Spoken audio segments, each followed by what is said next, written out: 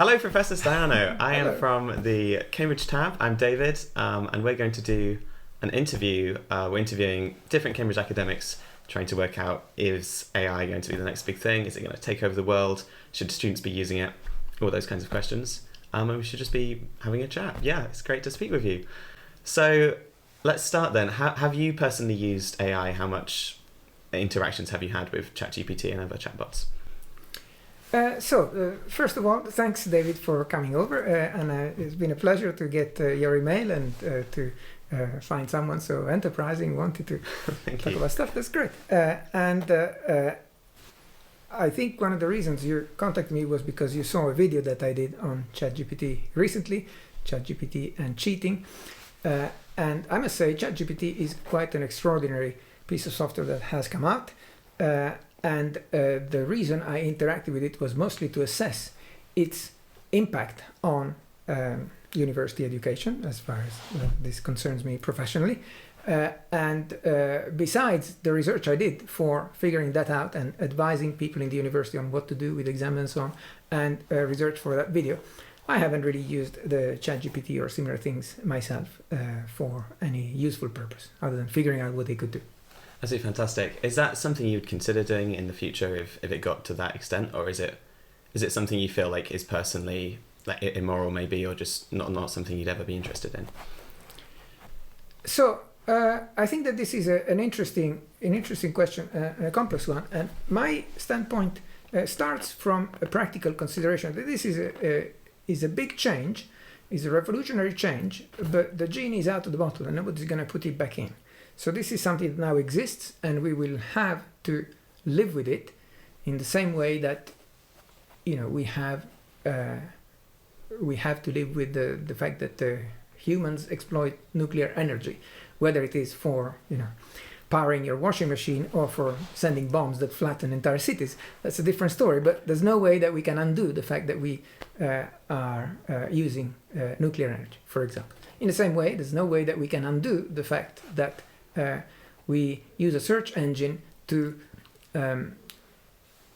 access all the wealth of information that has been published on the internet. Because when you search something on Google, it's not Google that gives you the answer. Someone else wrote an answer. Google helps you find the answer that someone else wrote. But anyway, this thing now exists in the same way that all these things exist. The pocket calculator exists, and my grandfather, my grandfather was born in 1898, and he rose from nothingness to being a bank director, and he was very good at mental arithmetic, among other things, and he could add things up if you gave him a number of numerals to add up, he would add them up as fast as I could write them down on a piece of paper, which is certainly more than I could ever do, because when I was little, pocket calculator started to come out, and soon I can do mental arithmetic, I can do written longhand arithmetic, but I am nowhere near as fluent as someone who lived in an era where these things didn't exist.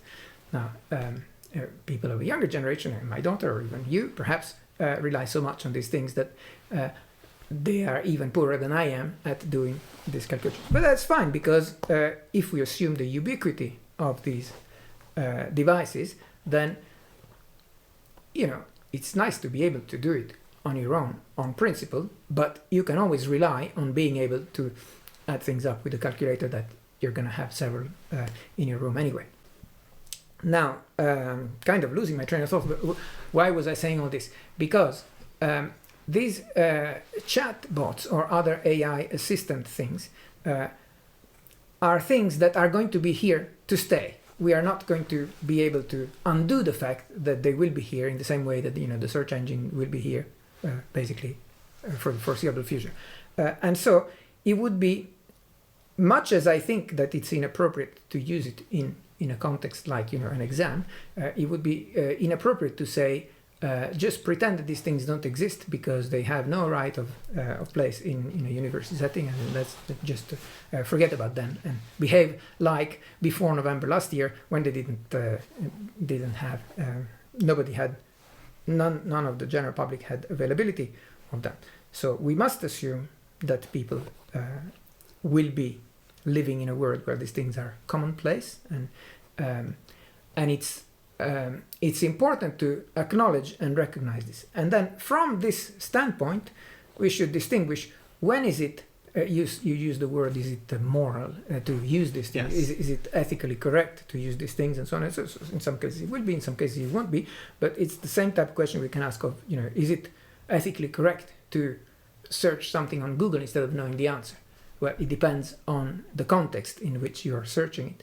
And in the video that you have seen, I made the example, if I'm a contestant in one of these TV quizzes where you get £1 million for answering a question, then of course if you look it up on Google, then it's unfair compared to someone who knows it because they studied the topic very well.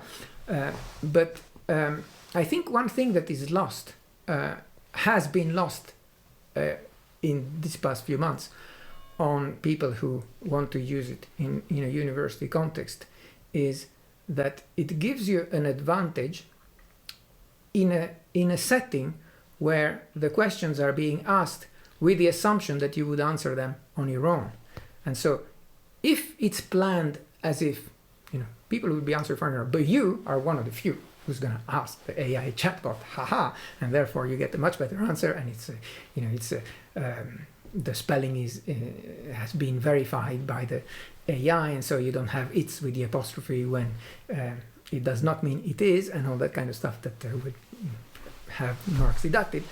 But if everybody did that, then you would not really have any significant advantage. So if we look at an exam that was set before November 2022 with the assumption that everybody would be doing just in their own head, and you're one of the few who can do the exam using the chatbot, clearly you have an advantage, and clearly that advantage is unfair. But if we set an exam in 2025 or 2030 or whatever, and then the assumption is, of course, you must use a chatbot because everybody uses a chatbot in the same way that everybody uses a search engine, and then you will not be in any way advantaged by the fact that you have a chatbot. You will be assumed to be able to drive the chatbot in a sensible way, but what is your value added? So what will give you a good mark as opposed to a bad mark if everybody uses chatbot? Because the answers are going to be of chatbot quality, whatever that means, and we can talk about that later, for all of the candidates, because they will all be using a chatbot. So at that point, the issue becomes, it's certainly ethical in the context where everybody is supposed to be using it. What is the distinguisher between the candidates? What is your value as a candidate? And that has some importance for the exam context, but more generally, and that's perhaps the thing that's more interesting to talk about in a more long-term or visionary plan, is what would it mean for the future? I mean, you're still in your barely 20. What will happen for the rest of your career where everybody uses that? So it's so exciting to be using ChatGPT when it's only you, but when everybody else is using, what makes you special? You're just one of the many minions who press buttons and ChatGPT gives an answer. So why are you any more valuable than the next guy? So one thing that's I found really interesting recently is, I think an article came out about Warwick University. Loads of people use chatbots. Sorry, I missed the beginning of your sentence. One thing I found very interesting recently is that an article came out about Warwick University. I think, okay. I don't know the exact statistic, but a lot of students are using chatbots to complete their homework specifically. And Cambridge Varsity recently released an article where I think it was over 40% of students regularly use chatbots with supervisions. And during that, perhaps there were over 40% reported that they yes. And there was a lot of sort of shock about that. There were people thinking, wow, this is terrible, all these people are cheating on their supervisions, and it sort of reminds me of the kind of period of 20 years ago when people were just typing things into Google on their homework and stuff, and those people now are maybe better computer scientists and maybe better at using Google specifically, which is a tool that we all use every day. Could you say that it's maybe beneficial for students to use ChatGPT in their supervisions, specifically the informal ones where it's more about you learning than you testing your knowledge? Is there a benefit to students doing that, and should we be encouraging it more? So, in the sense that this is one of the tools that is here to stay. It's made a big change. It came pretty suddenly, but I am convinced, and I may be wrong, but I am convinced that it's not going to go away. It's going to become ever more pervasive and everybody will be able to use it, then in that sense, it is clearly beneficial to be able to use it effectively, to be able to extract out of it the things you can, because otherwise you will be left behind compared to people who cannot use it and just have to rely on old methods where most others are using that. You will be at a competitive disadvantage compared to them. So you have to learn to drive it and to extract value out of it, because other people will be. Yeah. So in the context of a supervision, I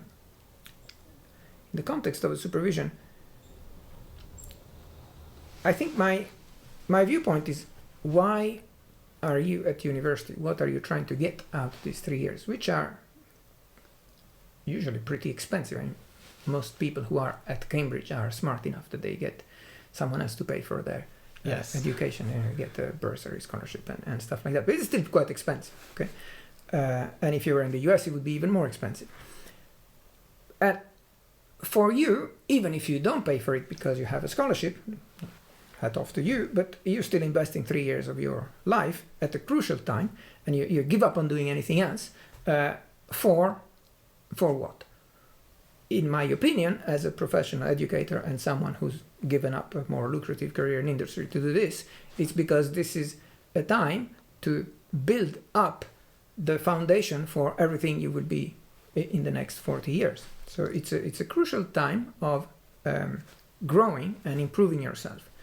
Now, viewing the supervision or the exam or the course or whatever in a narrow-minded view where all that matters is passing that hurdle so you can get on to the next hurdle, getting a first so that you can get the passing grade to be admitted to the graduate studies or whatever, that's a waste of these years, these crucial formative years. What should be the foremost concern during these years is to improve yourself, is to learn new things, especially learn how to learn, because learning the factual things is not as important in the sense that they will become obsolete quickly, especially in computer science. But learning how to learn new things, learning how to get out of a hole when there's no scripted solution, that's the kind of useful stuff that you would learn in these 3 years when you are devoting your time to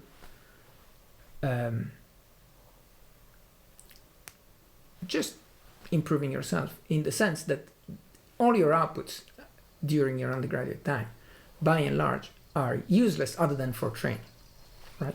It's not like you're gonna invent penicillin or something like that. You're going to replicate how people discovered penicillin and invented the drug out of it, stuff like that. You're not gonna make the new discovery. You're preparing yourself for that stuff. So in that sense, if instead you use the AI chatbot to pass the hurdle more easily than by doing it with your own intellectual muscles, then you are losing the chance of training them. It's like you are given a free pass to go to the gym for 3 years. Yes. And when you go to the gym, well, you have a little electric motor that lifts the weights for you. You say, well, I'm going to the gym, and look, I'm doing 100 reps very easily, and I can watch YouTube in the meantime. And great, well, if you're happy like that, great. But after these 3 years, your membership to the gym will expire. If you want to go to the gym next, then you'll have to pay £200 a month on your own pocket, plus find the time while you're super busy. And you wasted those 3 years where you could have trained yourself and become, yeah. And that's a fantastic analogy. I wonder if it's not such a binary thing as in either using ChatGPT to pass all of your exams or, never touching it. Could you kind of use AI chatbots as a sort of coach in the gym? As in, maybe you write an essay and then you ask ChatGPT to look through it and it says, okay, well, there's this glaring inconsistency here. And probably it wouldn't be able to do that at the moment, but maybe in 5 years it would. And then you could use that to, improve the essay with your own mental capability. And that sort of saves you the time of going to that supervision and then they say, okay, you come back and do that. And it's essentially getting a lot more value out of the chatbot than simply just saying, write my essay for me. Is that something you see would be useful for students? Well, let's go back to the example of the search engine, which is something that's somewhat related, and very familiar, and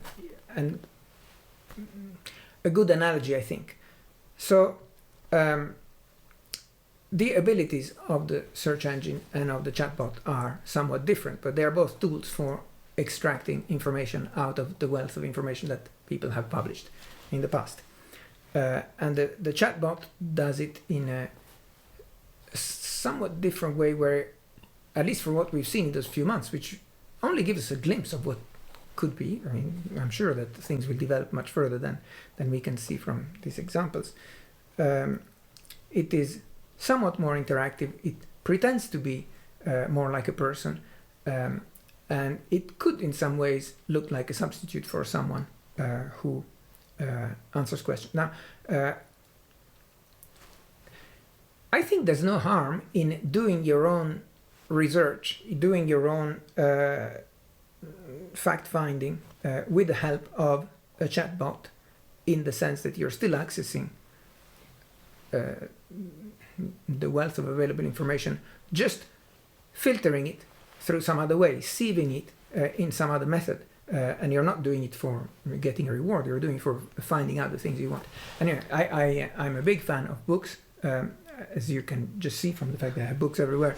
But the books don't answer. So if I want to find something in a book, I must have read the book, at least read enough of the book that I know where to look for it in the book. Either I've read it 30 years ago and I remember where it was, or if it's a new book, then I have to read the index and guess, maybe in chapter 13 there's going to be something and I have to go through it.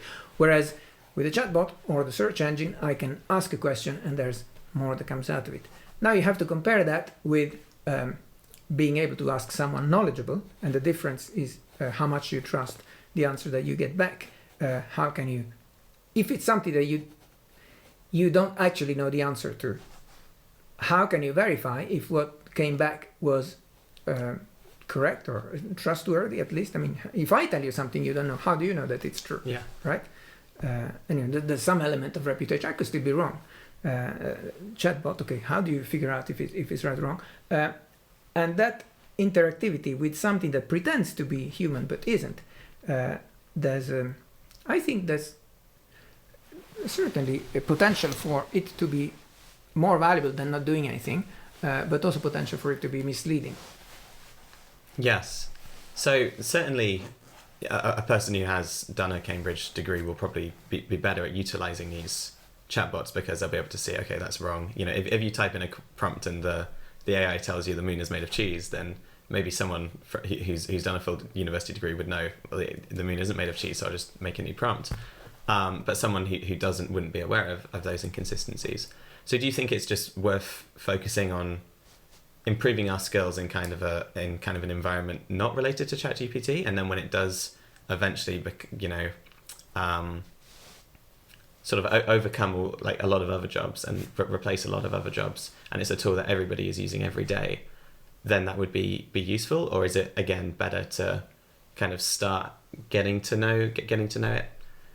I guess one thing I'd like to know as well is how should we do this first then? How big do you think AI chatbots will be in the future? Do you think we are at the start of this massive growth? Do you think we're at the level of the internet was, or do you think it's just something that will plateau soon? I think it's the beginning of a very big thing. I think it's certainly taken me by surprise how much had happened all of a sudden, and I didn't expect it to be so sudden. I thought it would be more gradual, and I was surprised the first things that I typed into it, the comparatively high quality of what came out. I mean, there were some mistakes, and I could spot those mistakes, fortunately, because I asked a question on something that I knew very well, but it is the kind of mistakes that would have been easy not to notice, and the rest looked pretty plausible. So I was thoroughly impressed, and I think it's just the beginning. We're going to see a lot more, and now there is such competitiveness around this from the biggest companies in the world. Microsoft have bought these guys, and surely the Google and Facebook and Apple are not going to stand still. They're all going to be competing against each other for being the top dog in there. You've seen how quickly the Google published their own Bard as soon as Microsoft was making the headlines, because they didn't want to be left behind. I mean, they had these things in the making for years, and they had bought that other thing made by one of our computer science students, the DeepMind, right? So Google have been big on this in their secretive labs, and now they were kind of forced by the press coverage to say, we are also good at that stuff, right? Okay. Yes. So there's going to be a super race on this, which is going to take this to incredible levels. And you are aware, I'm sure, of that letter that was published recently about, wait a minute, guys, we should stop this because we haven't even figured out where it should be going. And I'm one of the signatories to that letter. Oh, fantastic. Yeah. And much as I signed that letter, I don't think it's going to have any effect, because this kind of stuff is basically unstoppable. If you try to stop it, well, someone else will keep on doing it, and it would be the right thing to stop. But I don't think that the request to stop would have much of an effect. And also stopping it for 6 months will not make any difference anyway. Yeah. But what I think, you said you were coming this morning, so I brought something here. This is a book by Isaac Asimov, whom you may have read something from. Yes. Is one of the greatest science fiction authors of all times. And this is a collection of short stories. The Complete Robot, it used to be iRobot, and there's more in here. And in one of these stories, he famously presented the 3 laws of robotics. You've heard of that? Yes. Yeah. So something that dictated how robots had to behave. Like it was in the most basic ROM of every positronic brain, because it would be inconceivable to unleash this technology on humanity without having some safeguards. And so what he thought, and this was in the 1950s, before any of this stuff was built, I mean the EDSAC, as you know, was built in 1949. They said, the first law is that a robot cannot harm human being, and the second law that the robot has to obey a human being, and the third is a kind of self-preservation so long as it doesn't conflict with the first 2 laws. And we haven't had any of that stuff for AI, basically. There's nothing that limits the power of these things. And so it is quite dangerous and scary that there isn't any of these safeguards, which even science fiction author thought were needed. And now that we have this as reality as opposed to science fiction, they are basically running around unleashed. And do you think the concern is very real then? It's no longer constrained to science fiction, do you think? And what sort of timescale would you put on that? Would you say in 10 years robots are going to be running our lives, or? I'm not going to try to put a time scale on this, yes, because these things are going by leaps and bounds, and for the longest time it looks like this is always going to be the technology of tomorrow, but what we have is not that yet. It's not that yet. Now what we have now is something that doesn't have any intelligence, right? It's artificial intelligence, but there's no intelligence in there. It's just rehashes in some statistical way that nobody really understands a bunch of things it's seen before to make something that, according to some model, makes it sound grammatically correct and so on and so on. Looks plausible, but there's no entity that reasons about, I think this is how I get to that, this is how... It's just stuff that happens deterministically without a mind behind it. So it's not intelligence. It mimics intelligence, but it is not... There is no thought behind it. And the boundary of where it is thought and where it is not thought is kind of fuzzy, because what happens in our brains, well, nobody really knows. And the reason I was originally interested in artificial intelligence when I was your age was because of this book, Gödel, Escher, Bach. Oh, wow. This is one of the maybe 10 best books I've ever read in my life.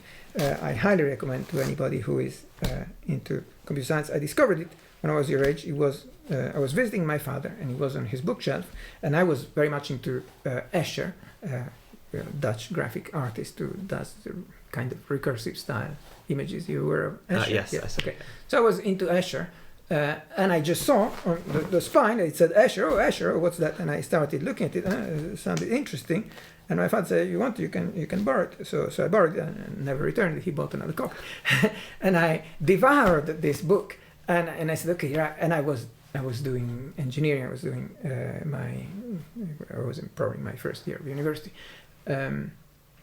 I got really excited about artificial intelligence as a way to understand how the human mind works.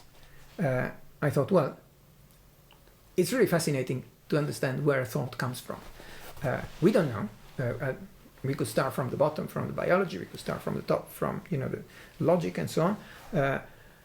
Maybe just trying to build it in software will clearly not be the way it works, but it may give us hints and insights into things that brain does. So I was fascinated with that. And I wrote a letter to the guy who wrote this book, and I said, can I study with you, and so on and so on.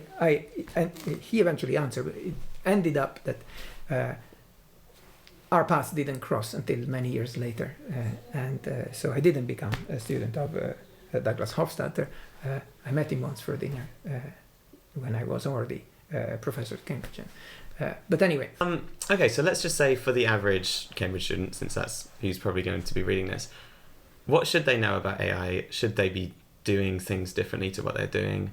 Is there anything they should be concerned about? And is there any specific limitations of AI that they should know about? So, as I tried to convey earlier, but I'm not sure this quite came across, so I want to say it more explicitly. At the moment, it feels like a guilty pleasure to use ChatGPT because the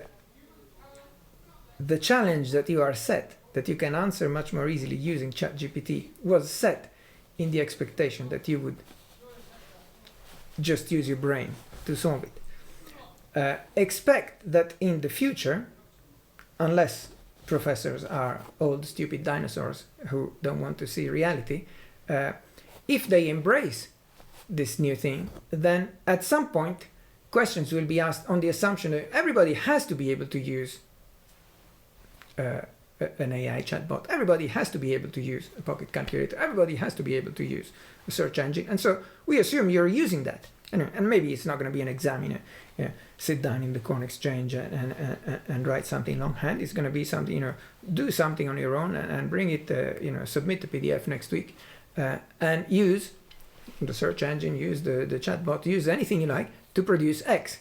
And at that point, be aware that everybody will be expected to be using that. And so you have to figure out what makes me good, because there will still always be a spread of grades. There will always be someone who gets a first, someone who gets a 2-1, someone who gets a 2-2, and someone who gets a third, and someone who fails. What's going to put me in one of these bins as opposed to another if all of us are using ChatGPT? Because if the question is, ask your own question, and you all enter the same question in there, then what makes your answer any better than the one of the next guy? So be aware that the situation now, where the exams or supervisions are set with the expectation as it was last year, it's going to be quite different from in the future, and it's going to be quite different from what you encounter in your professional life, where in your professional life it will be obvious that all the other people competing for the job you're applying for will also be using those AI assistant tools, and also while you have got the job and you are on the job, then everybody else and all your competitors and so on are using that. So the world is going to be quite different in that sense, and we have to figure out, I don't really know where our distinguisher is going to be when this great equalizer that everybody uses these assistive tools. So imagine if this were a world where there exists no powered transport, okay? And so there's, you go on foot, you go, let's say people only go on foot, and some people have trained themselves and they can go faster, they can go for longer, and so on and so on. Then suddenly, the car appears, or whatever. I'm making this up because, of course, there are many intermediate steps. But, if now everybody has a car, everybody can go there, leaving traffic jams aside, then all the things that made the difference before don't make a difference anymore. Now, what else makes the difference? It's something that we have to we have to understand. And so I would encourage the Cambridge students who are considering this to not just think about this year, where things are in turmoil and things are totally different and so on, but think about, what in 10 years? Well, in 10 years you will not be a Cambridge student anymore, you will be a Cambridge graduate. But what will happen to you and to your career, which is just starting, in a context where everybody is using the equivalent of today's ChatGPT, or much more? Yeah, that's really fantastic. That's very interesting. So should we just talk about work for a little bit then, I guess? In 3 years when we do go off to do our jobs and things, is there any advantage to not using ChatGPT? If everybody else is using it, would it be stupid not to? I think if everybody else is using it, it would be stupid not to be able to use it when appropriate. So you have to equip yourselves with the tools that make you competitive, and it's likely that everybody else will be using it. It still doesn't mean you should use it when it's unethical to use it, but it means you must be prepared to use it when it makes sense to use it, and when it's fair to use it. And I'm sure there will be plenty of situations in which it would be fair to use it, it would be normal to use it, it would be expected that people use it. It's not just an evil thing, in the same way that in nuclear power is not an evil thing. Nuclear power is something that opens up gazillions of possibilities, some of which are very bad, some of which are actually pretty damn useful, right? Much better to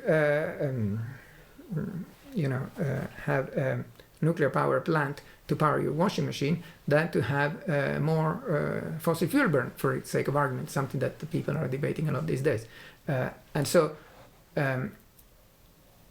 I think it would be narrow-minded to just say this is evil, this is bad, just don't touch it with a barge pole. First of all, because like everything else, it's dual use, and it could be used for good, it could be used for bad, and just use it for good. And second, because even if you censor yourself, everybody else will be using it, and so you will be just left behind. Yes, fantastic. So one other thing I wanted to just touch on was how is AI going to affect human interaction in the future? Could you see a future where people are talking to AIs as if they're their friends? And would that be beneficial or a very bad thing for people's mental health and people's interactions? People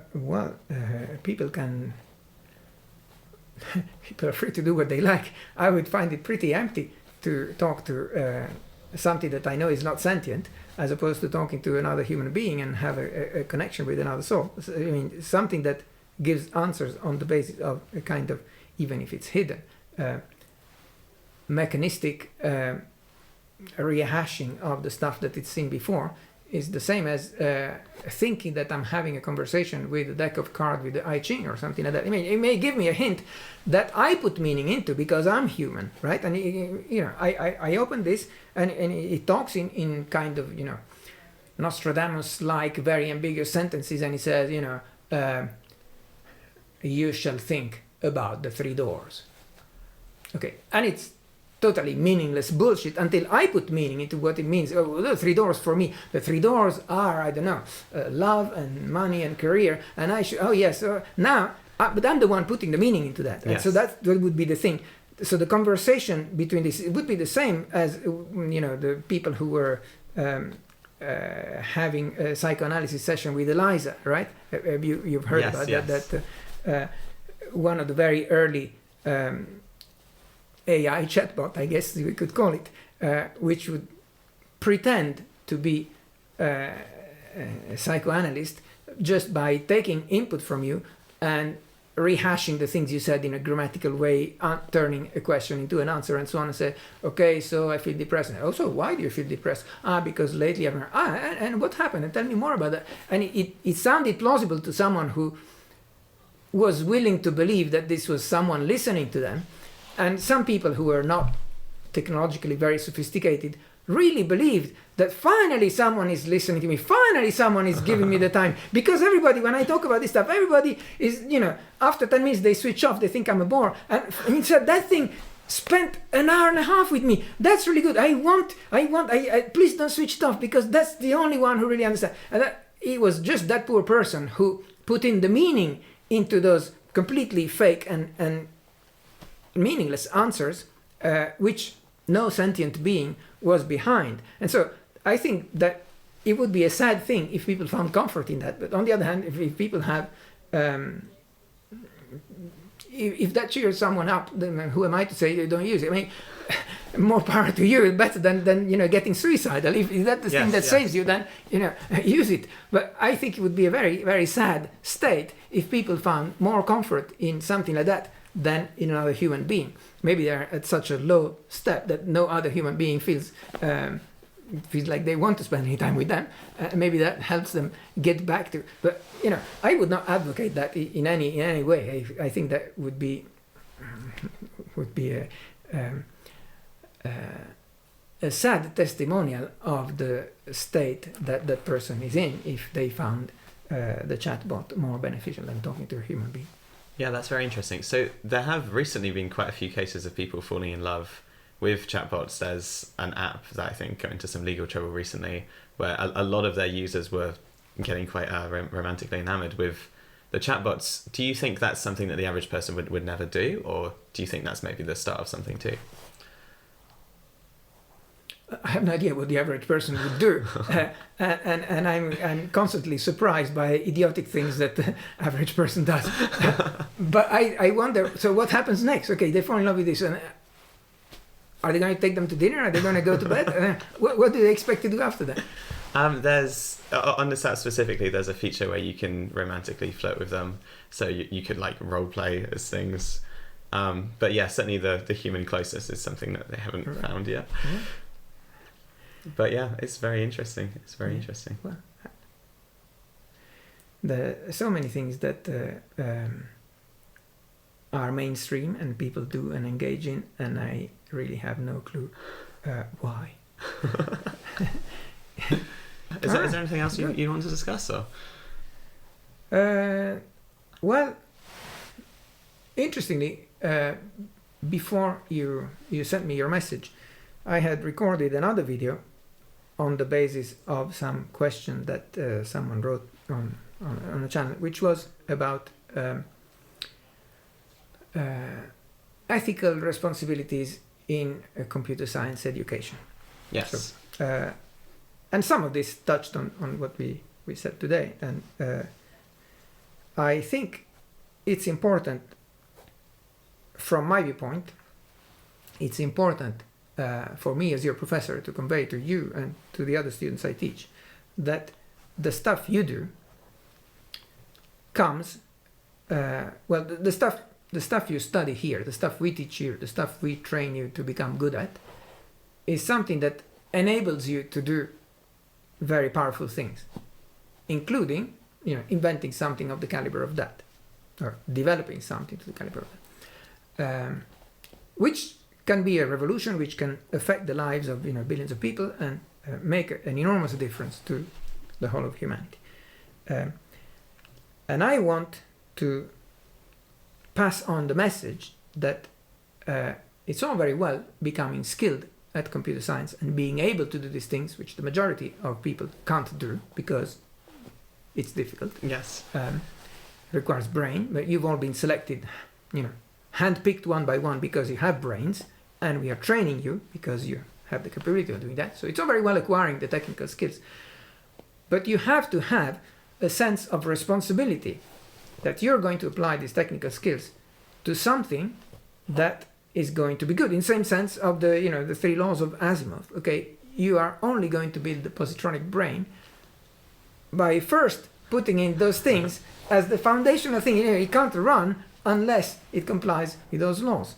And it's too easy for techies to just be enamored with the technology and do stuff without thinking of the consequences, and do stuff just because I want to be there first, I want to be doing the cool thing.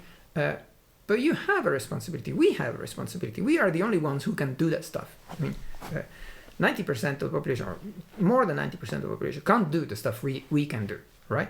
But we who can do it, when we do it, we should not just engage the brain that makes the thing work. We should engage our humanity and say, actually, it could go in this direction, go in this other direction. I don't want it to go in this direction. And so I will, first of all, refuse to go in that direction myself. And second, the part that I do, I want to put in safeguards so that even if someone else does it after me, it cannot go in that direction. So that would be the thing that I think we need to say more loudly, because we don't say it loudly enough. No, that's something I've been very interested in recently. I think in Cambridge specifically, I mean, I was admitted specifically because of my performance on tests and, you know, my academic abilities rather than any kind of ethical values I held. There's the ethics course coming up next year, I think I'm doing, and it's probably one of the most dreaded courses for undergraduates in general. How do we instill that sort of level of responsibility in students? I mean, like you, just saying, you know, make sure you're ethical and be moral and that kind of thing. That's like just telling people, make sure you're intelligent, that kind of. How can Cambridge better prepare its students, particularly of roles which are going to be very very turbulent in the future? How can Cambridge prepare them to be responsible and moral and ethical? Yeah, well, it's a very difficult challenge, and I don't think there's a set answer that will work. And if you say, well, you know, you have to have some ethical course in the curriculum, then it easily becomes, and I said that in the video that I recorded, I haven't published yet, that I mentioned earlier, it becomes a tick boxing exercise. Okay, so we have, ethics, we have a course on ethics in part 1B, so we are fine. And there's going to be some perfunctory exam question on, you know, please describe the difference between this ethical theory and this other one, and it becomes all a lot of hot air, right? So you have to have someone inspiring the students to actually take this internally and think about it for themselves. And it's not easily translated into the framework of, you know, get marks for exam questions kind of thing. And it's, you know, you can't give grades or pass fail for how ethical you are. Of course, there's gross ethical violations such as cheating, for the sake of argument, will be punished in a way that affects the grades, but that's just, you know, the tail end of a very big curve. And instead what we're talking about is how do we ensure that people who go through this degree take to heart the fact that it's their responsibility. And it's not something that you can do by saying, I'm going to have an ethics course in part 1B or in part 1A as I used to. And that's a lot more important than kind of taking to heart your personal responsibility rather than holding certain ethical values, because that's controversial in itself. I mean, you could say, oh, everyone we admit should be this political background because we think that political background's the best. And that would obviously certainly be a bad idea. But definitely, you know, finding students that really think a lot about their ethical responsibilities and their impact on the world, that's what you think we should encourage. Yeah, and I think that it's difficult to mandate this happening in the tripos. I mean, it's up to the people who decide to be educators to find a way to inspire their students to do that, and also to find a way to say, well, you know, I'm contractually obliged to do 12 hours on subject X, but out of these 12 hours I'm going to carve half an hour in there to actually talk about stuff that's perhaps not strictly the curriculum, but more important that they start thinking about now rather than, you know, leave it for later and then they never do anything about it. And I don't think it's easy to do that at scale. You're going to have to rely on individuals having a personal connection with other individuals, a personal relationship, even if it's a one-to-many. I mean, if I lecture a class of 150 students, I don't know them one by one. But just like when I was an undergraduate, there was one or two of my professors who were really inspiring. And they were so for me, and they were so for basically everybody else in the class, even though they didn't know us one by one. But the stuff that I heard back then, I still remember. Yeah, no, that's really interesting. So just from maybe just a staff and student perspective, what can staff do? What can students do? What can I do to kind of instill that level of responsibility and I guess ensure that everybody's constantly thinking about their impact on the world rather than themselves, and, you know, Well, you are exceptional in the sense that you have decided to do a kind of side thing, is writing for the university newspaper, right? It's not something that gives you any credit or course marks or anything. Yes. You just do it because you think it's interesting. It gives you some practice writing, and maybe also because you find some kind of mission to want to convey something useful, interesting, make people reason. And you're going to write up something about what we said today, and you're going to reason about it yourself, and you will want to share some of your thoughts, some of which may be slightly disturbing, some of which may be actually